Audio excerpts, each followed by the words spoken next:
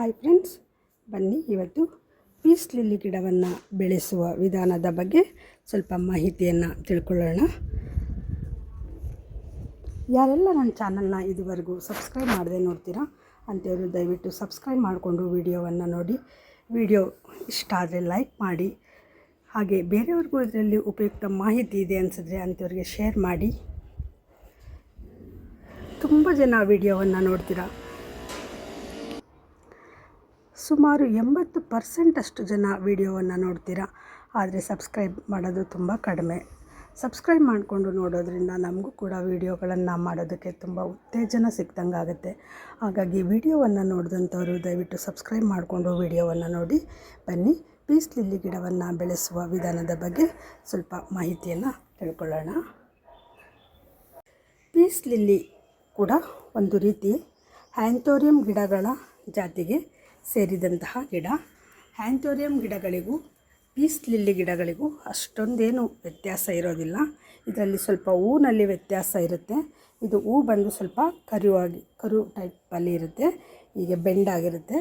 But ಆ್ಯಂಥೋರಿಯಂ ಗಿಡಗಳಲ್ಲಿ ಹೂವು ಈ ರೀತಿ ಅಗಲವಾಗಿರುತ್ತೆ.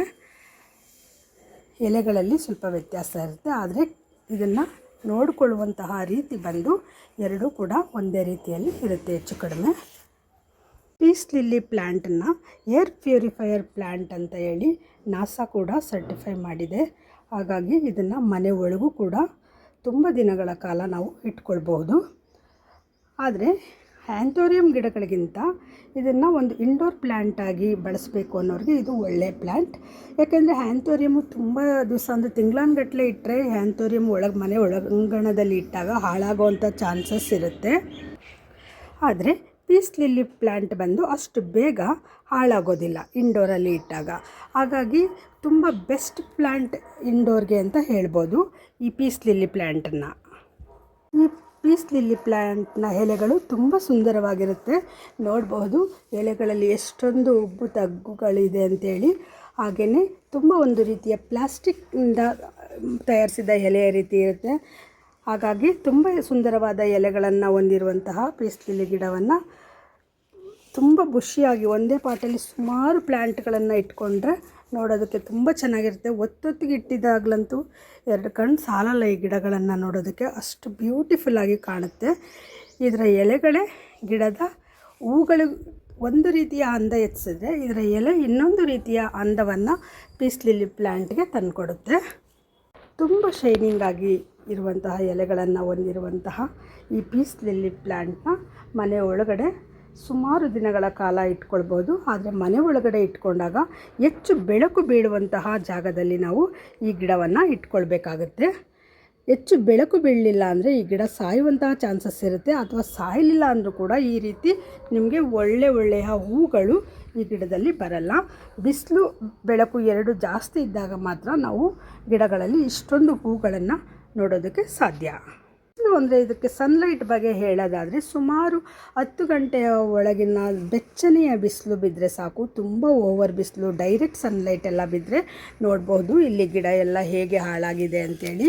ಈ ರೀತಿ ಗಿಡ ಹಳದಿಗಟ್ಟಿ ಈ ರೀತಿ ಎಲ್ಲಿ ಬಿಸಿಲು ಜಾಸ್ತಿ ಅನಿಸುತ್ತೆ ಅಂತಹ ಭಾಗಗಳು ಹಾಳಾಗ್ತವೆ. ಇದು ಆ್ಯಕ್ಚುಲಿ ಈ ಗಿಡ ಬಂದು ನಾನು ತಾರಸಿ ಮೇಲೆ ಇಟ್ಟಿದ್ದೆ. ಹಾಗಾಗಿ ನೋಡಿ ಎಷ್ಟೊಂದು ಒಣಗಿದ ಎಲೆಗಳು, ಅಂದರೆ ಬಿಸಿಲು ಎಲ್ಲಿ ತಾಕುತ್ತೆ ಅಲ್ಲಲ್ಲಿ ಗಿಡಗಳು ಸುಟ್ಟಿದೆ. ಬಿಸಿಲು ತಾಕದೇ ಇರುವಂತಹ ಸೈಡ್ನಲ್ಲಿ ಈ ಗಿಡ ಚೆನ್ನಾಗಿದೆ. ಈ ರೀತಿ ಗಿಡ ಹಾಳಾಗುವಂತಹ ಚಾನ್ಸಸ್ ಇರುತ್ತೆ ಬಿಸಿಲು ಈ ಗಿಡಕ್ಕೆ ಬಿದ್ದಾಗ. ಹಾಗಾಗಿ ಸಾಧ್ಯವಾದಷ್ಟು ಈ ಗಿಡವನ್ನು ಬಿಸಿಲು ಬೀಳದಂತಹ ಕಡೆಗಳಲ್ಲಿ ನಾವು ಇಟ್ಕೊಳ್ಬೇಕಾಗತ್ತೆ. ಯಾರೋ ಕೇಳ್ತಾಯಿದ್ರು ಬಿಸಿಲು ಬೀಳದ ಬೆಳಕು ಬರುವ ಜಾಗ ಅಂದರೆ ಯಾವುದು ಅಂತ. ನೋಡಿ, ಇದು ನಮ್ಮ ಬಾಲ್ಕನಿಯಲ್ಲಿ ನಮ್ಮ ಮನೆಗೆ ಡೈರೆಕ್ಟ್ ಸನ್ಲೈಟು ಬರುತ್ತೆ. ಆದರೆ ಡೈರೆಕ್ಟ್ ಸನ್ಲೈಟ್ನ ನಾವು ಬಂದರೂ ಕೂಡ ನಮ್ಮ ಮನೆಯ ಈ ಜಾಗಕ್ಕೆ ಇಲ್ಲಿ ಯಾವುದೇ ರೀತಿಯ ಬಿಸಿಲು ಬರೋದಿಲ್ಲ. ಇದನ್ನು ಬೆಳಕು ಹೆಚ್ಚು ಬೀಳುವ ಬಿಸಿಲು ಬಾರದೇ ಇರುವ ಜಾಗ ಅಂತ ಗುರುತಿಸೋದು ಹೀಗೆ. ಇಂತಹ ಜಾಗಗಳಲ್ಲಿ ಬೆಳಕು ತುಂಬ ಬರಬೇಕು, ಆದರೆ ಬಿಸಿಲು ಗಿಡಗಳಿಗೆ ಬೀಳಬಾರ್ದು. ಅದನ್ನು ನಾವು ಹೇಳೋದು ಬೆಳಕು ಇರುವಂತಹ ಬಿಸಿಲು ಬೀಳದಂತಹ ಜಾಗ ಅಂತ ಹೇಳಿದರೆ ಈ ರೀತಿಯ ಜಾಗದಲ್ಲಿ ಈ ರೀತಿಯ ಗಿಡಗಳನ್ನ ಇಟ್ಕೊಂಡಾಗ ನಾವು ಹೂವಿರ್ಬೋದು, ಗಿಡಗಳ ಗ್ರೋತ್ ಇರ್ಬೋದು, ಹೊಸ ಗಿಡಗಳ ಉತ್ಪತ್ತಿ ಇರ್ಬೋದು, ಎಲ್ಲವನ್ನು ನೋಡೋದಕ್ಕೆ ಸಾಧ್ಯ. ಹಾಗೆ ಈ ಗಿಡದ ಪ್ರೊಪಗೇಷನ್ ಬಗ್ಗೆ ಹೇಳೋದಾದರೆ, ಈ ಗಿಡವನ್ನು ನಾವು 1-2 ಗಿಡ ತಂದರೆ ಸಾಕು, ಈ ಗಿಡದ ಪಕ್ಕದಲ್ಲೇ ನಮಗೆ ಹೊಸ ಹೊಸ ಗಿಡಗಳ ಉತ್ಪತ್ತಿ ಆಗುತ್ತೆ. ನೋಡ್ಬೋದು ಇಲ್ಲಿ ಈ ಗಿಡದ ಪಕ್ಕದಲ್ಲೇ ಈ ರೀತಿ ಹೊಸ ಗಿಡಗಳು ಬರ್ತವೆ. ಇದನ್ನು ನಾವು ಬೇರ್ಪಡಿಸಿ ಹೊಸ ಗಿಡಗಳನ್ನಾಗಿ ನಾವು ಮಾಡ್ಕೊಳ್ಬೋದು. ನೋಡಿ, ಸುಮಾರು ಹೊಸ ಗಿಡಗಳು, ಒಂದೊಂದು ಗಿಡದಲ್ಲೂ ಹೊಸ ಗಿಡಗಳು ಬಂದಿದೆ. ಕಾಣಿಸ್ತಾ ಇದೆಯಾ? ಬಂದಿದೆ. ಹೀಗೆ ಬರೋದಂತಹ ಗಿಡಗಳನ್ನು ನಾವು ಈ ರೀತಿ ಚಿಕ್ಕ ಚಿಕ್ಕ ಪಾಟ್ಗಳಲ್ಲಿ ಚಿಕ್ಕ ಚಿಕ್ಕ ಗಿಡಗಳನ್ನು ಹಾಕಿ ಗಿಡಗಳು ಬೆಳೆದಂತೆ ಅದರ ಪಾಟ್ ಸೈಜ್ನ ನಾವು ಇನ್ಕ್ರೀಸ್ ಮಾಡ್ಕೊತಾ ಹೋದರೆ ಒಳ್ಳೆಯ ಬೆಳವಣಿಗೆಯನ್ನು ನಾವು ನೋಡಬಹುದು. ಪಾಟ್ ತುಂಬ ಹೀಗೆ ಗಿಡಗಳು ಬೆಳೆದಂತಹ ಸಂದರ್ಭದಲ್ಲಿ ನಾವು ಇಡೀ ಗಿಡದ ಬುಡವನ್ನೇ ಹೊರಗೆ ತೆಗೆದು ಬೇರಿನ ಸಮೇತ ನಾವು ಗಿಡಗಳನ್ನು ಬೇರ್ಪಡಿಸೋದು ತುಂಬ ಸುಲಭ. ಏನು ತುಂಬ ಅಲ್ಲಿ ಎಷ್ಟು ಬೇರಿರುತ್ತೆ ಅಷ್ಟು ಬೇರು ಕೂಡ ಈ ಗಿಡಗಳಿಗೆ ನಾವು ಅಲ್ಲಿ ಬಿಡಬೇಕು ಅಂತೇನಿಲ್ಲ. ಸ್ವಲ್ಪ ಬೇರನ್ನು ಬಿಟ್ಟು ಬೇರನ್ನು ಕಟ್ ಮಾಡಿಯೂ ಕೂಡ ನಾವು ರೀಪಾಟ್ ಮಾಡ್ಕೊಳ್ಬೋದು. ಈ ಗಿಡ ರೀಪಾಟ್ ಮಾಡೋದು ಕೂಡ ತುಂಬ ಸುಲಭ. ಅಲ್ಲಿ ಇರುವಷ್ಟು ಬೇರನ್ನೇ ಬಿಟ್ಟು ನಾವು ರೀಪಾಟ್ ಮಾಡಬೇಕು ಅಂತೇನಿಲ್ಲ. ಆದರೆ ಈ ಗಿಡವನ್ನು ಅವಾಗವಾಗ ಈ ರೀತಿ ಒಣಗಿದ ಎಲೆಗಳು, ಹಳದಿಗೊಂಡ ಎಲೆಗಳನ್ನೆಲ್ಲ ನಾವು ಕಿತ್ತು ಗಿಡವನ್ನು ನೀಟಾಗಿ ನೋಡ್ಕೊಳ್ಬೇಕಾಗತ್ತೆ. ಈ ಗಿಡಗಳಿಗೆ ಹೆಚ್ಚೇನು ರೋಗಗಳು ಬರೋದಿಲ್ಲ. ಈ ರೀತಿ ಒಣಗಿದ ಎಲೆಗಳಾಗ್ತವೆ. ವಯಸ್ಸಾದಂತಹ ಎಲೆಗಳಿರ್ಬೋದು, ವಯಸ್ಸಾದಂತಹ ಹೂಗಳಿರ್ಬೋದು, ಇವುಗಳನ್ನ ನಾವು ಆವಾಗವಾಗ ಕಿತ್ತು ತೆಗಿತಾ ಇರಬೇಕಾಗತ್ತೆ.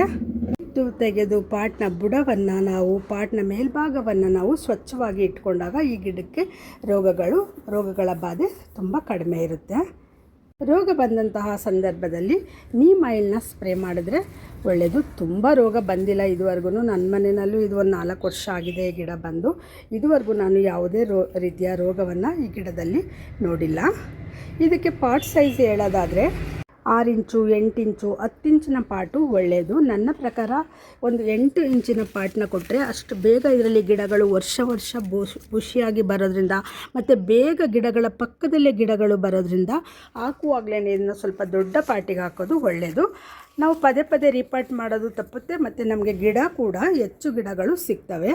ಹಾಗೆ ಸ್ವಲ್ಪ ದೊಡ್ಡ ಪಾಟಿಗೆ ರೀಪಾಟ್ ಮಾಡೋದ್ರಿಂದ 8ರಿಂದ 10 ಇಂಚು ಪಾಟು ಸಾಕು ಇದಕ್ಕೆ, ಈ ಗಿಡವನ್ನು ಬೆಳೆಸೋದಕ್ಕೆ. ಈ ಗಿಡಕ್ಕೆ ನೀರಿನ ಬಗ್ಗೆ ಹೇಳೋದಾದರೆ 2ರಿಂದ 3 ದಿನಕ್ಕೊಮ್ಮೆ ನೀರು ಹಾಕಿದ್ರೆ ಸಾಕು. ಪ್ರತಿದಿನ ನೀರು ಹಾಕುವಂತಹ ಅಗತ್ಯ ಇಲ್ಲ. ನೀರು ಹೆಚ್ಚಾದಂತೆ, ಪಾಟು ದೊಡ್ಡದಾದಂತೆ ನೀರು ಶೇಖರಣೆಗೊಂಡು ಗಿಡ ಹಾಳಾಗುವಂತಹ ಚಾನ್ಸಸ್ ಜಾಸ್ತಿ ಇರುತ್ತೆ. ಹಾಗಾಗಿ ಪಾಟ್ ಸೈಜು ದೊಡ್ಡದಿದ್ದಾಗ ನೀರು ಹಾಕುವ ದಿನಗಳನ್ನು ನಾವು ಹೆಚ್ಚು ಮಾಡ್ಕೊಳ್ಬೇಕಾಗುತ್ತೆ. ಈಗ ಪಾಟ್ ಸೈಜ್ ದೊಡ್ಡ ಪಾಟ್ ಕೊಟ್ಟಿದ್ದೀವಿ ಅಂದರೆ 3 ದಿವಸ 4 ದಿವಸಕ್ಕೊಂದು ಸರಿ ನೀರು ಹಾಕಿದ್ರೆ ಸಾಕು. ಪಾಟ್ ಚಿಕ್ಕದಿದ್ದಾಗ ಮಾತ್ರ 2 ಡೇಸ್ಗೊಂದು ನಾವು ನೀರು ಹಾಕಿದ್ರೆ ಸಾಕಾಗತ್ತೆ. ಹಾಗಾಗಿ ನೀರು ಹಾಕುವಾಗ ಯಾವುದೇ ಗಿಡ ಆಗಲಿ ನೀರು ಹಾಕುವಾಗ ನಾವು ಏನು ಪಾಟ್ ಸೈಜ್ಗಳನ್ನ ಕೊಟ್ಟಿದ್ದೀವಿ ಅದನ್ನೆಲ್ಲ ನಾವು ನೋಡಿಕೊಂಡು ನೀರು ಹಾಕಬೇಕಾಗತ್ತೆ. ಹಾಗೆ ಈ ಗಿಡ ಚಳಿಗಾಲದಲ್ಲಿ ಯಾವುದೇ ರೀತಿಯ ಗ್ರೋತನ್ನು ನಾವು ನೋಡೋದಕ್ಕೆ ಸಾಧ್ಯವಿಲ್ಲ. ಚಳಿಗಾಲದಲ್ಲಿ ಈ ಗಿಡದಿಂದ ಯಾವುದೇ ರೀತಿ ಹೂಗಳು ಬರೋದಿಲ್ಲ. ಬೇಸಿಗೆ ಕಾಲದಲ್ಲೇ ಈ ಗಿಡ ಚೆನ್ನಾಗಿ ಹೂಗಳನ್ನ ಬಿಡೋವಂಥದ್ದು.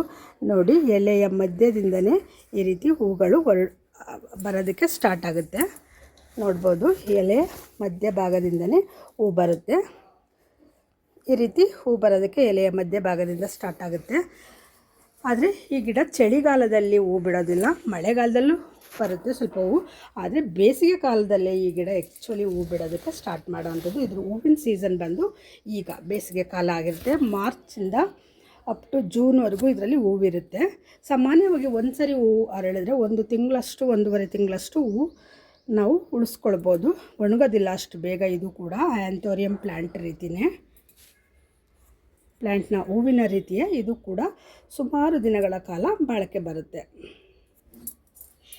ಹೆಚ್ಚು ನೀರು ಕೇಳದೆ, ಯಾವುದೇ ರೀತಿಯ ಕೇರಿಂಗ್ ಇಲ್ಲದೆ, ಇಂಥದ್ದೇ ಒಂದು ಮಣ್ಣು ಬೇಕು ಅಂತಲೂ ಕೂಡ ಕೇಳದೆ ಆರಾಮವಾಗಿ ಒಳಾಂಗಣದಲ್ಲಿರ್ಬೋದು ಹೊರಾಂಗಣದಲ್ಲಿರ್ಬೋದು ಬೆಳೆಯುವಂತಹ ಒಂದು ಗಿಡ ಅಥವಾ ಇಂಡೋರ್ಗೆ ಅತ್ಯುತ್ತಮವಾದ ಒಂದು ಗಿಡ ಅಂದರೆ ಅದು ಈ ಒಂದು ಪೀಸ್ ಲಿಲ್ಲಿ ಪ್ಲ್ಯಾಂಟ್. ಬೆಳೆಸೋರು ಆರಾಮಾಗಿ ಬೆಳೆಸ್ಬೋದು. ಹಾಗಾಗಿ ಪೀಸ್ ಲಿಲ್ಲಿ ಪ್ಲ್ಯಾಂಟ್ಗೆ ತುಂಬ ಕೇರಿಂಗ್ ಮಾಡುವಂತಹ ಅವಶ್ಯಕತೆ ಇಲ್ಲ. ಗಾರ್ಡನರ್ಸ್ಗೆ ಇದೊಂದು ಬೆಸ್ಟ್ ಪ್ಲ್ಯಾಂಟ್.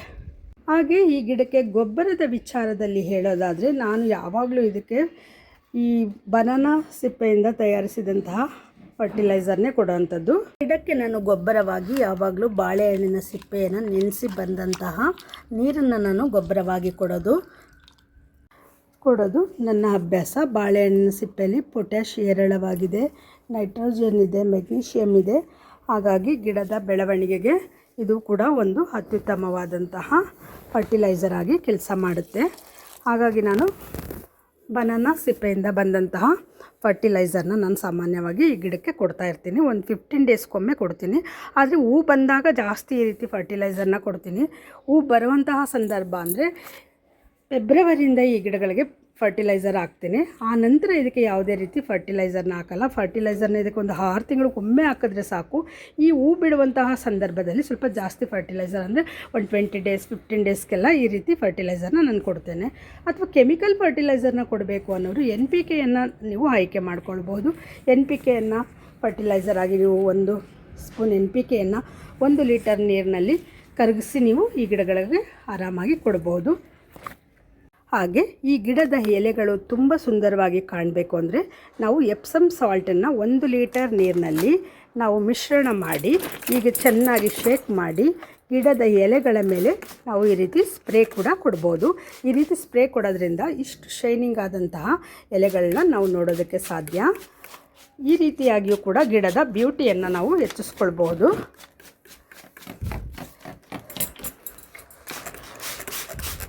ಹಾಗೆ ಈ ರೀತಿ ಕೊಡೋದ್ರಿಂದ ಗಿಡದಲ್ಲಿ ಯಾವುದೇ ರೀತಿಯ ಮಣ್ಣು, ಧೂಳು, ಕಸ ಏನೇ ಇದ್ದರೂ ಕೂಡ ಕ್ಲೀನ್ ಆಗೋದ್ರ ಜೊತೆಗೆ ಗಿಡದಲ್ಲಿ ರೋಗ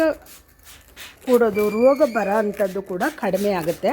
ಹಾಗಾಗಿ ಈ ರೀತಿ ಸ್ಪ್ರೇ ಮಾಡೋದನ್ನ 1 ತಿಂಗಳಿಗೊಮ್ಮೆ ಆದರೂ ನೀವು ಎಪ್ಸಮ್ ಸಾಲ್ಟನ್ನ ಈ ಗಿಡದ ಎಲೆಗಳ ಮೇಲೆ ಸ್ಪ್ರೇ ಮಾಡಿ. ಆಗ ಗಿಡ ಇನ್ನೂ ಅತ್ಯುತ್ತಮವಾಗಿ ಕೂಡ ಬೆಳೆಯುತ್ತೆ.